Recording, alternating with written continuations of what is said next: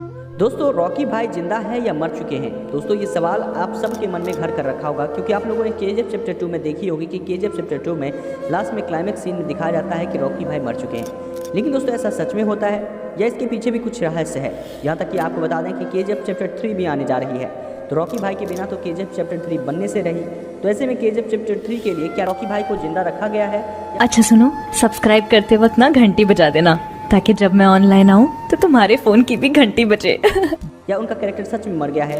ऐसे 5 फैक्ट के बारे में बताऊंगा जिसे जानने के बाद आप खुद ही डिसाइड कर लोगे कि भाई रॉकी भाई जिंदा हैं या मर चुके हैं। दोस्तों आपको बता दें कि रॉकी भाई की जो कहानी स्टार्ट होती है, सबसे पहला जो पॉइंट दिखाया जाता है वो होता है माँ और एक बच्चे के बीच का जो प्यार होता है, उस सीन को दिखाया जाता है, जहाँ पर एक बच्चा कहता है कि माँ को कि माँ मैं तुम्हारे लिए पूरी दुनिया का सारा सोना ला के रख दूंगा। जी हाँ, उस बच्चे का कहने का मतलब ये नहीं था कि सिर्फ कोलार गोल्ड फील्ड का जो सोना होगा वो उस पर कब्जा कर लेगा और वही सोना जो है अपनी माँ को देगा, बल्कि उसके कहने का मतलब था कि पूरी दुनिया भर में जितने भी देश विदेश में जितने भी जगहों पर सोना मिलता है उन सभी जगहों पर रॉकी भाई का दबदबा होगा, रॉकी भाई का डोमिनेंस होगा। वैसे दोस्तों इस फिल्म की कहानी का हर एक डायलॉग इतना इंपॉर्टेंट है, इतना ज़्यादा महत्वपूर्ण है कि काफ़ी सोच समझ कर लिखा गया है, ना कि किसी भी प्रकार की हवाबाजी वाला डायलॉग है, बल्कि वही डायलॉग बोले गए हैं, लिखे गए हैं, जो कि होने वाला है, जो कि होगा।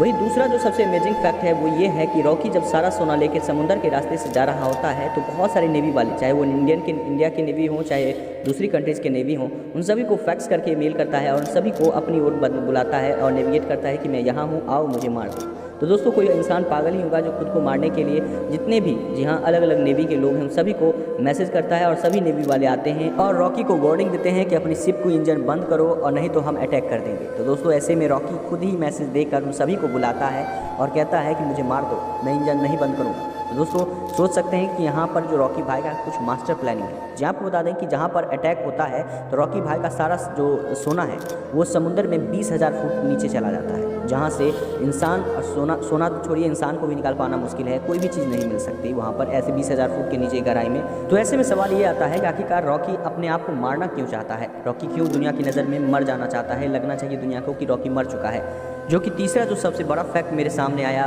वो तो हिला के ही रख दिया। जो आपको बता दें कि आगे के क्लाइमेक्स सीन में ये दिखाया जाता है कि 16 ऐसी कंट्रीज़ हैं जहाँ के जो गवर्नमेंट है वो रॉकी को ढूंढ रही है और रॉकी ने कुछ ऐसे क्राइम किए हैं जिसकी वजह से 16 मुल्कों की गवर्नमेंट जी हाँ रॉकी के पीछे हाथ धो के पड़ी है। तो ऐसे में बात करी जाए तो यहाँ पर रॉकी के लिए काफ़ी बड़ी मुसीबतें पैदा हो रही थी।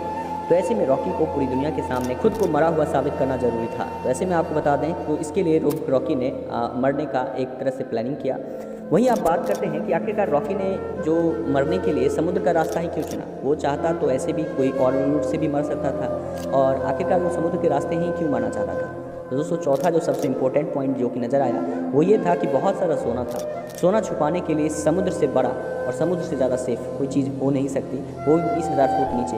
ओवरऑल आपको बता दें कि यहाँ पर ये भी चीज़ देखने को मिली कि जितनी भी गवर्नमेंट थी, जितने भी अलग अलग कंट्रीज़ की गवर्नमेंट थी, सबको फैक्स और मैसेज के जरिए अपना लोकेशन शेयर किया और सब की नेवी को अपनी ओर इनवाइट किया कि आओ और मुझे मार दो। तो ऐसे में जैसे ही अटैक होता है रॉकी की उस शिप पर तो सारा सोना लेकर जी हाँ उसी शिप के साथ वो पानी में डूब जाता है, ये दिखाया जाता है सीन में। और इससे पता चलता है जितने भी नेवी ऑफिसर्स होते हैं जो अलग अलग कंट्रीज़ के, सबको लगता है कि रॉकी मर चुका है, पूरी तरह से उसकी फाइल को क्लोज कर दिया जाता है और इस तरह से रॉकी की कहानी यहाँ पर स्टॉप लग जाती है। लेकिन दोस्तों आपको बता दें कि आखिरकार क्या केजीएफ चैप्टर 2 में रॉकी मर चुका है? तो दोस्तों ऐसा बिल्कुल भी नहीं है। जी हाँ, रॉकी भाई का एक डायलॉग है जो कि वो कहते हुए नजर आते हैं, वर्ल्ड इज़ माई टेरिटरी। जी हाँ दोस्तों, वर्ल्ड इज़ माई टेरिटरी, ये पूरी दुनिया ही उसकी अपनी टेरिटरी है, रॉकी का ये कहना था। वहीं पांचवी जो सबसे इम्पोर्टेंट फैक्ट ये है कि आपको बता दें कि कोई भी डायरेक्टर इतना पागल नहीं है कि वो किसी भी कैरेक्टर से जो कि काफ़ी अच्छा खासा पैसा कमा रहा है उस कैरेक्टर को जी हाँ इतनी जल्दी उसे मार दें। जी हाँ आपको बता दें क्योंकि रॉकी के पीछे लोग पागल हैं, पानी की तरह पैसा बहाकर एक बार नहीं बल्कि 2-2 बार 3-3 बार जाकर फिल्म देख रहे हैं। जी हाँ दोस्तों, केजीएफ चैप्टर 2 को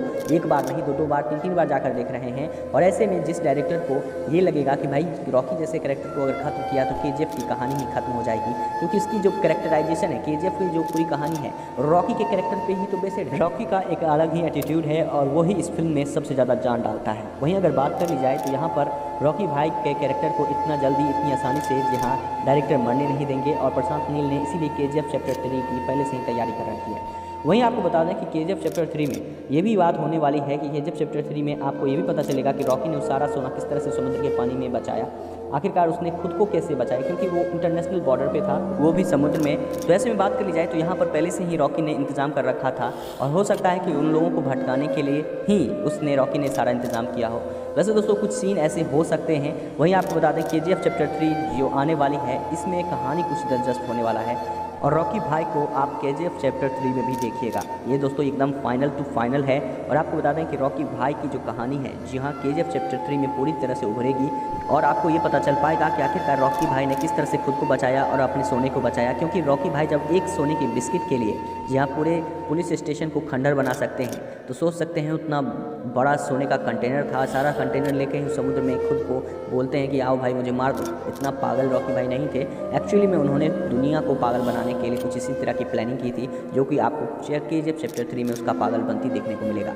वैसे दोस्तों आप क्या कहना चाहते हैं इस बारे में? आपको क्या लगता है KGF चैप्टर 2 में वाकई में रॉकी भाई मर गए हैं या रॉकी भाई अभी भी जिंदा है? क्या आपको रॉकी भाई KGF चैप्टर 3 में देखने को मिलेंगे? आपकी इस बारे में क्या ओपिनियन है? नीचे कमेंट्स में जरूर शेयर कीजिए। मिलते हैं रिपोर्ट में जो कि होगा आपके लिए काफ़ी